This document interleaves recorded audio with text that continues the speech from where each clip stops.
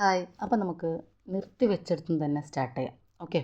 അപ്പോൾ ഞാൻ ആ കാഴ്ച കണ്ടിട്ടാണ് അവിടേക്ക് ചെല്ലുന്നത്. അപ്പോൾ ആ കാഴ്ചയിൽ യാതൊരുവിധ തെറ്റും എനിക്ക് തോന്നിയില്ല. കാരണം വളരെ ഡീസൻ്റായിട്ട് വളരെ മാന്യതയിലുള്ള ഒരു കാഴ്ച തന്നെയായിരുന്നു. ഒരു വീടിൻ്റെ 2 സൈഡിൽ നിന്ന് വീട്ടിലുള്ള ഗൃഹനാഥനും ഉസ്താദും അവരുടെ വൈഫും സംസാരിക്കുന്നു. ഓക്കെ. ഞാൻ നേരത്തെ പറഞ്ഞ പോലെ ആ സ്ത്രീ ആ വാതിലിൻ്റെ അപ്പുറത്ത് നിന്ന് തന്നെയാണ് ഉസ്താദിനോട് സംസാരിക്കുന്നുള്ളത്. ഇതാണ് ഞാൻ കണ്ടത്. പക്ഷേ ഈ കാഴ്ചയിൽ എനിക്കൊരു തെറ്റും തോന്നിയില്ല. പക്ഷെ അപ്പോഴും എൻ്റെ മനസ്സിലേക്ക് പോയ ഒരു കാഴ്ച എന്ന് പറയുന്നത് ഞാൻ ആദ്യം പറഞ്ഞ ആ ഒരു കാര്യമാണ്. അതായത് ഉസ്താദ് സ്റ്റേജിൽ കയറുമ്പോൾ പെണ്ണുങ്ങളുടെ സൈഡിൽ കെട്ടിയിരുന്ന ആ കർട്ടൻ പൊക്കിയതായിരുന്നു. അപ്പോൾ അവിടെ പറഞ്ഞ റീസണായിരുന്നു, അതായത് ഉസ്താദിന് പെണ്ണുങ്ങളെ കാണുന്നത് ഇഷ്ടമല്ല എന്ന്. അത്രയും ദൂരത്ത് പർദ്ദയിട്ട് പ്രഭാഷണം കേൾക്കാൻ വന്ന പെണ്ണുങ്ങളെ ഉസ്താദ് ഒരിക്കലും കാണാൻ പോകുന്നില്ല. അത് ഇഷ്ടമല്ല എന്ന് പറഞ്ഞ് വിലക്കിയ ആൾക്ക് എങ്ങനെയാണ് വീട്ടിൽ വന്നപ്പോൾ ആ പെണ്ണുങ്ങളോട് സംസാരിക്കാൻ പറ്റുക? ഇതായിരുന്നു ആ സമയത്ത് എൻ്റെ മനസ്സിൽ തോന്നിയ ഒരു ചോദ്യം. ആ ചോദ്യത്തിലാണ് എൻ്റെ കൺഫ്യൂഷൻ കിടന്നത്. ഇത് ഈ ഒരു സംഭവം മാത്രമല്ല. ഓക്കെ. ഇങ്ങനെ സംശയിക്കാവുന്ന പല സംഭവങ്ങളും എൻ്റെ ലൈഫിൽ എനിക്ക് എക്സ്പീരിയൻസ് ചെയ്യാൻ തോന്നിയിട്ടുണ്ട്. അതേപോലെ വേറൊരു ഉസ്താദിൻ്റെ കാര്യം പറയുകയാണെങ്കിൽ, ഒരു മതപ്രഭാഷണ വേദിയിലെ വല്ലാത്തൊരു പ്രാസംഗികൻ എന്നൊക്കെ പറയാം. എൻ്റെ ഉമ്മയ്ക്കൊക്കെ ഭയങ്കര ഇഷ്ടമാണ്. ഭയങ്കര ഇഷ്ടമെന്ന് വെച്ചാൽ എൻ്റെ ഉമ്മയ്ക്ക് അദ്ദേഹം എവിടെയെങ്കിലും പ്രഭാഷണത്തിനൊക്കെ വരാണെങ്കിൽ എൻ്റെ ഉമ്മ എത്ര വയ്യെങ്കിലും പോകാൻ റെഡിയാവും. കാരണം അത്രയും ഇഷ്ടമുള്ള ഭയങ്കര പവർഫുള്ളായ ഒരു മതപ്രഭാഷകനാണ്. ഒരു സമയത്ത് ആ ഉസ്താദിൻ്റെ പ്രഭാഷണങ്ങൾ മാത്രം ഉണ്ടായിരുന്നു. അത്രയും നല്ലൊരു പ്രഭാഷകനാണ്. ഓക്കെ. അപ്പോൾ ആ ഉസ്താദിൻ്റെ പ്രഭാഷണങ്ങളിൽ നമ്മൾ ഘോരം പ്രസംഗിക്കുന്ന വാക്കുകളിൽ കേട്ടിട്ടുള്ള കുറച്ച് കാര്യങ്ങൾ ഞാൻ പറയാം. ഒന്ന്,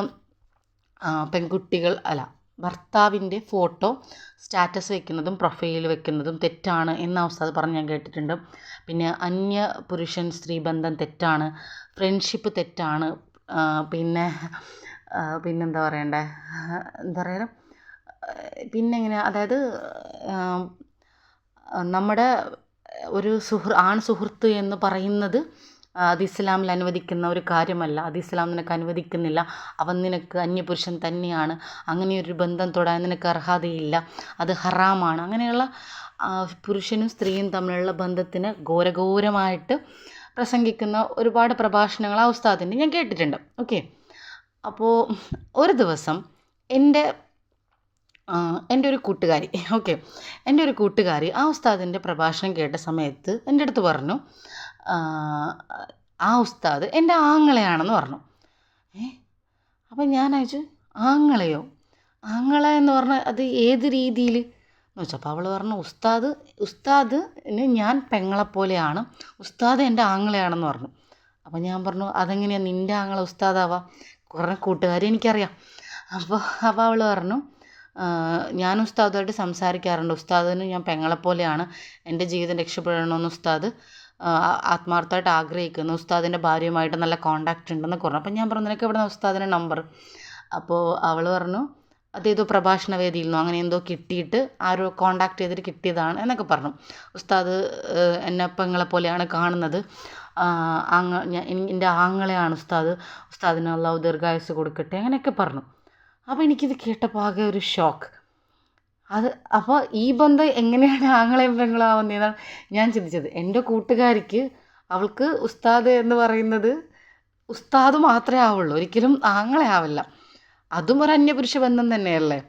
ആണും പെണ്ണുമായിട്ടുള്ള സൗഹൃദത്തിനെയും പ്രണയത്തെയും ഫ്രണ്ട്ഷിപ്പിനെ എന്താ പറയുക, അങ്ങനെയുള്ള എല്ലാ കാര്യവും, അതായത് സ്വന്തം ഭർത്താവിൻ്റെ ഫോട്ടോ പോലും പ്രൊഫൈലും സ്റ്റാറ്റസായിട്ട് ഇടുന്നത് പോലും തെറ്റാണെന്ന് വാദിക്കുന്ന ഉസ്താദിന് സ്വന്തം ജീവിതത്തിൽ ഇത് ശരിയാണ് എന്ന് തോന്നിക്കുന്ന പ്രവൃത്തികളായിട്ടാണ് എനിക്ക് അന്ന് ഇതിനെക്കുറിച്ച് തോന്നിയത്.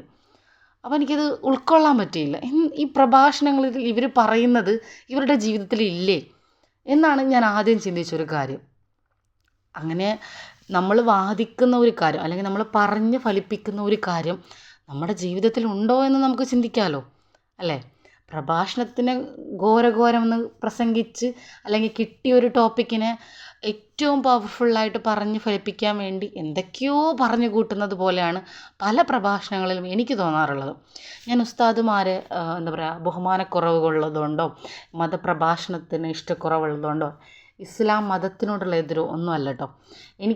ഞാൻ മുസ്ലിമായതിൽ അഭിമാനിക്കുന്നൊരു വ്യക്തിയാണ്. എനിക്കെൻ്റെ മതം എന്ന് പറയുന്നത് എനിക്ക് ഏറ്റവും ഇഷ്ടമുള്ളൊരു കാര്യമാണ്. അതിൽ ഞാൻ സന്തോഷിക്കുന്നൊരു കുട്ടി തന്നെയാണ്. പക്ഷെ പലരുടെയും ഇങ്ങനെയുള്ള ചില വാദങ്ങൾ അല്ലെങ്കിൽ ഇങ്ങനെയുള്ള ചില വാക്കുകൾ യോജിക്കാൻ പറ്റുന്നില്ല. അതിനെതിരെ സംസാരിക്കാൻ എനിക്ക് ഭയങ്കര ആഗ്രഹമാണ്. എന്തിനാണ് നമുക്കാണെങ്കിൽ, ഞാനിപ്പോൾ മദ്രസയിൽ വെറും 7ാം ക്ലാസ് വരെ പഠിച്ചിട്ടുള്ളൂ. അപ്പോൾ നമുക്ക് മതത്തെക്കുറിച്ച് ഒരുപാടുള്ള അറിവൊന്നുമില്ല.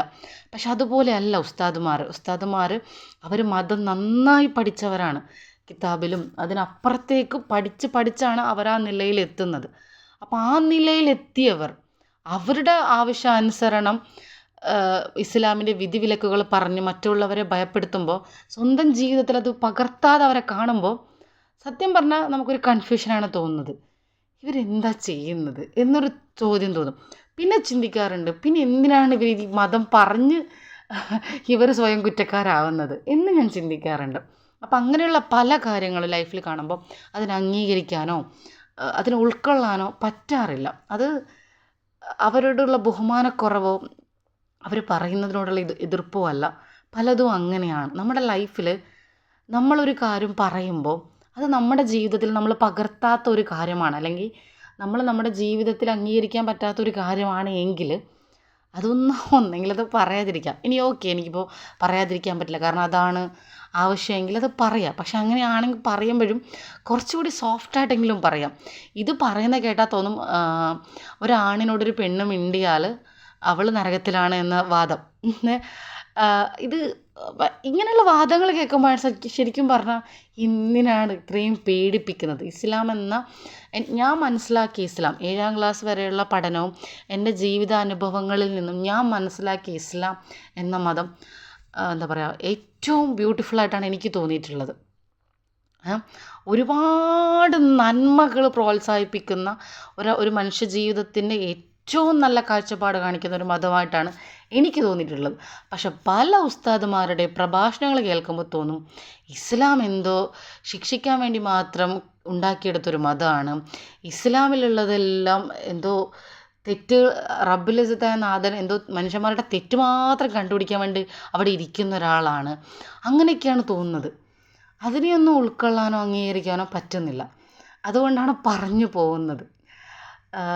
എനിവേ, നമുക്ക് അടുത്ത വീഡിയോയിൽ കാണാം.